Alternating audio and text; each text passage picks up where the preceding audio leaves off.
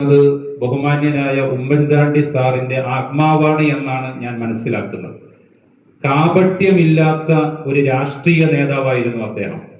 അതുകൊണ്ട് തന്നെ ജാതി മത വർണ്ണ വർഗ ഭേദമന്യേ മുഴുവൻ ആളുകളും പുതുപ്പള്ളിയുടെ തിരുമുറ്റത്തേക്ക് ഓടിയെത്തിയത് ഹൈന്ദവരുണ്ടായിരുന്നു, ക്രൈസ്തവരുണ്ടായിരുന്നു. ഞാൻ ഈരാറ്റുപേട്ട സ്വദേശിയാണ്. ഈരാറ്റുപേട്ടയിൽ നിന്ന് തൊപ്പിയും താടിയും വെച്ച ഒരുപാട് മുസ്ലിമീങ്ങൾ ഉമ്മൻചാണ്ടി സാറിന്റെ അദ്ദേഹത്തിന്റെ കബറിടത്തിന്റെ ചാരത്തേക്ക് ഓടിയെത്തിയതിന്റെ പ്രധാന കാരണം കാപട്യമില്ലാത്ത ഒരു രാഷ്ട്രീയ നേതാവ്. ഏത് രാത്രിയിലും ഫോണിലൂടെ വിഷമങ്ങൾ പറയാൻ കഴിയുന്ന ഒരു രാഷ്ട്രീയ നേതാവ്. പലപ്പോഴും കേരളത്തിൽ പല ആളുകളും മരണപ്പെട്ടിട്ടുണ്ട്. അവരെ കുറിച്ച് പലപ്പോഴും പലരും പറയാറുമുണ്ട് ഒരു മുഖസ്തുതി എന്നോണം. ഞാൻ പലപ്പോഴും അദ്ദേഹത്തിന്റെ മരണവുമായി ബന്ധപ്പെട്ട് കോട്ടയം ഭാഗത്ത് മരണം റിപ്പോർട്ട് ചെയ്തുകൊണ്ടിരിക്കുന്ന ഒരു മാധ്യമ പ്രവർത്തകൻ തേങ്ങിക്കരയുന്ന ഒരു രംഗം. സത്യത്തിൽ ചെറിയ കുഞ്ഞുങ്ങൾ, ഇന്നലെ ഒരു കുട്ടി തേവലക്കരയിൽ ഷോക്കേറ്റ് മരണപ്പെട്ടു. നമ്മുടെ മനസ്സിന് ഏറെ വേദനയുണ്ടാക്കിയതാണ്. പക്ഷെ ഒരു രാഷ്ട്രീയ നേതാവിന്റെ മരണം പറയുമ്പോൾ തേങ്ങിക്കരയുന്ന ഒരു മാധ്യമ പ്രവർത്തകനെ ഇവിടെ ഉണ്ടാക്കിയെടുത്തത് ആരാണ് എന്ന് തിരിച്ചറിയണം.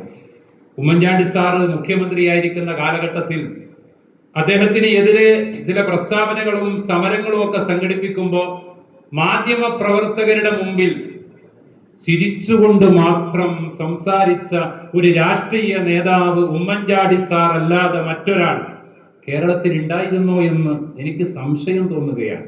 ജനസമ്പർക്ക പരിപാടിയിലൂടെ നീണ്ട മണിക്കൂറുകളോളം പാവപ്പെട്ടവന്റെ വേദനകൾ കേൾക്കാൻ അദ്ദേഹം സമയം കൊടുത്തതാണ്. സത്യത്തിൽ ഒരു 5 കൊല്ലം അല്ലെങ്കിൽ ഒരു 10 കൊല്ലം ഒരു രാഷ്ട്രീയ നേതാവായിട്ടിരിക്കുന്ന ഒരാൾ, ഞാൻ എല്ലാവരെയും അല്ല പറയുന്നത്, അടുത്ത വോട്ടിന്റെ സമയമാകുമ്പോൾ ജനങ്ങളുടെ ഇടയിലേക്ക് വരാതെ തന്റെ വീടിന്റെ മുറ്റത്ത് ഞായറാഴ്ചകളിൽ ജനസമ്പർക്ക പരിപാടിക്ക് വേണ്ടി പേപ്പറും പരാതിയും സ്വീകരിക്കാൻ വേണ്ടി നിന്ന ഒരു മത നേതാവ്. അദ്ദേഹം ജനങ്ങളുടെ മനസ്സിൽ സ്ഥാനമുണ്ടായി എന്നതിന്റെ തെളിവാണ്. ഈ ചങ്ങനാശ്ശേരി പെരുന്നയിലാണെന്നാണ് എന്റെ ഓർമ്മ.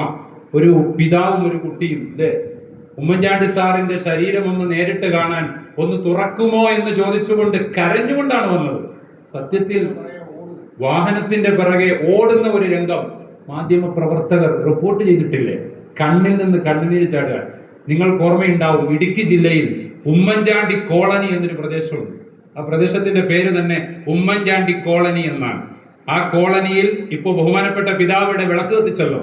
സാറിന്റെ മരണവിവരം അറിഞ്ഞതു മുതൽ അദ്ദേഹത്തിന്റെ ഭൗതിക ശരീരം മറവ് ചെയ്യുന്നത് വരെ ആ കോളനി നിവാസികൾ വിളക്ക് കത്തിച്ച വിളക്കണയാതെ ഉറക്കമൊഴിഞ്ഞ് കാത്തിരുന്നു.